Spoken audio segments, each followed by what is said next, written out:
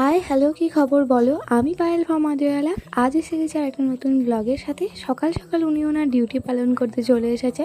তারপর সকালে টিফিনটা সেরে ঝটপট করে স্নানটা সেরে নিয়েছি। আর এই সিরামটা যদি না তোমরা কি ইউজ করে থাকো, প্লিজ একবার ইউজ করে দেখো। আমি বলছি তোমরা সত্যি প্রেমে পড়ে যাবে। তারপর তো রান্নাঘরে গিয়ে দেখি বাঁধাকপি হচ্ছে, সাইডে আবার ডাল তৈরি করা হচ্ছে। আজকে আসলে আমাদের বাড়িতে আছে ক্ষীর পিঠে পার্বণ, তো তার জন্য পিঠে বানাতে হয় নানান রকম।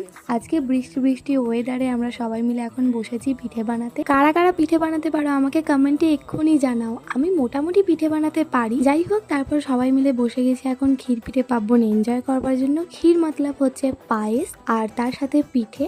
এখানে ক্ষীরটাকেই পায়েস বলা হয়েছে, আমি জানি না কেন। এই সমস্ত সাইডে রাখো, পেট পুজো করা নিয়ে দরকার। বিকালবেলা উনি এসে গেছেন আবার ওনার ডিউটি পালন করতে। তারপর পিঠে বানিয়ে সন্ধ্যাবেলা গিয়েছিলাম পড়াতে। পড়ানো শেষ করে বাড়ি ফিরে পিঠে খেয়েই আজকের দিনটা শেষ করলাম। টাটা।